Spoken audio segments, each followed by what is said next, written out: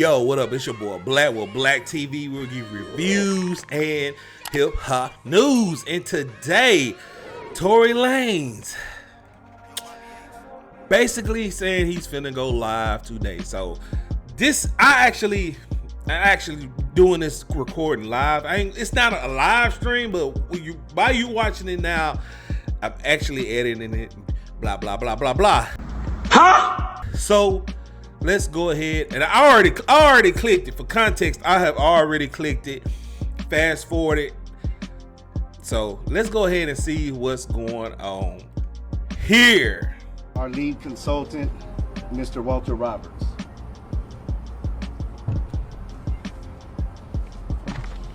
Good morning. We are here today to bring to your attention some information Unite the People believes is exculpatory in Mr. Daystar Peterson's case, professionally known as Tory Lanez. Recently, we've been made aware that a member of the media, Mr. Gianno Caldwell, was working on an op-ed for the New York Post regarding Mr. Peterson's innocence. During his work on that op-ed, he became aware of some information in Unite the People's possession regarding a statement that was given to Unite the People by someone with information relevant to that case. The New York Post recently reached out to the prior district attorney, George Gaston, Megan Pete and her representatives, and Kelsey Harris and her representatives. The only party that responded last week was Megan Pete's representatives with a request for more information. A few days later, Mr. Peterson's brutally attacked in his jail cell. Unite the People represents Daystar Peterson in his appellate process. We filed an appellate brief and a writ of habeas corpus on his behalf. The district attorney's office has already responded. The case is fully briefed. We're just waiting for the appellate court's decision. We were willing to wait for the appellate process to play out, but given that brutal, unprovoked attack, we felt it necessary to come here today to provide you with this information. It is our intention to make a request to the governor to either pardon or commute the sentence of Mr. Peterson, so that when he recovers from this attack, he's... Hold on. So y'all basically is saying that just off of the information he found out, he got brutally, he just magically, brutally just got attacked. And y'all saying that Megan might have something to do with that. You know what, Kelly? You might be right. Rock Nation actually did something to him. You might be right, Kelly. I hate to say that you might be right, Kelly, but you might be on to something right here. He's not returned to a jail cell, but that he's allowed to go home and recover. Not long ago, Unite the People was approached by a gentleman named Bradley James. Mr. James informed us he was working as the bodyguard and driver for Ms. Kelsey Harris during Mr. Peterson's trial. As such, he was in close proximity and he had privy to conversations she was having with her husband and others.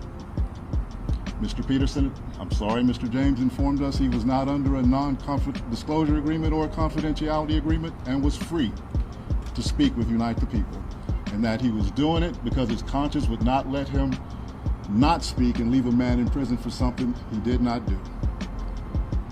So if y'all not aware, if y'all don't know what he's talking about Kelsey's bodyguard. I think that's who he's talking about, Kelsey's bodyguard. Mr. James informed Unite the People that he was witness to the conversation Ms. Harris had, where she stated she had the gun, she fired it 3 times, Mr. Peterson grabbed her arm and knocked it down, and the gun fired 2 more times. In essence, Mr. Peterson never shot anybody, never even touched that gun, never fired the gun. This statement aligns with the statement of the only non-party witness to the case, Mr. Sean Kelly, who at trial testified he saw 2 women fighting, 2 men break up the fight, 1 man grabbed the other one's arm. Gunshots came from the passenger side. Passenger side is where Ms. Harris was sitting. This further iterates that Mr. Peterson did not shoot Miss Pete, did not shoot at Miss Pete, or did not assault Miss Pete. It's just another irregularity in a list of irregularities in this case. Okay, so if that's the case, then why he couldn't come up there and say it himself? Like, I understand you're the lawyer and everything, but why you couldn't just bring him up and have him say that? That's what I'm trying to figure out. For example, there were 3 potential suspects in the car that night, and yet the only DNA sample was taken of Mr. Peterson, even though unknown DNA was found on the gun. Why wasn't Miss Harris's DNA taken? Or was it taken and the information simply never given to the defense? Why wasn't the driver of the car, Mr. Jaquan Smith's DNA taken? Or was it taken and again, simply not given to the defense? We don't know. It should have been taken. It is Unite the People's understanding, regular LAPD practice at a crime scene like that, anybody who's there, the DNA is taken.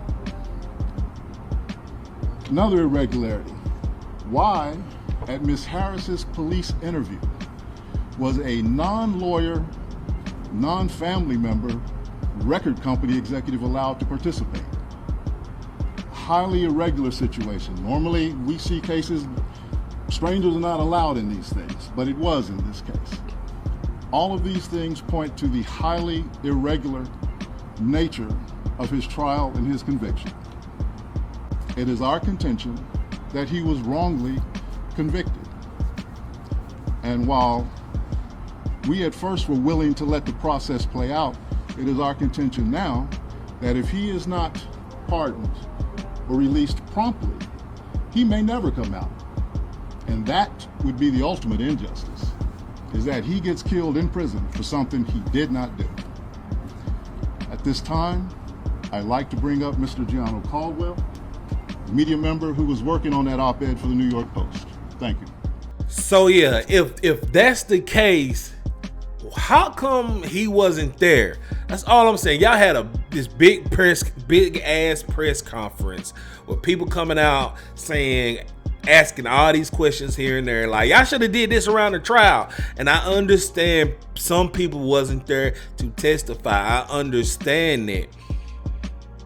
But I don't understand why y'all really had this press conference about some hearsay, she say shit. If that was the case and he actually did say that, he should have been there.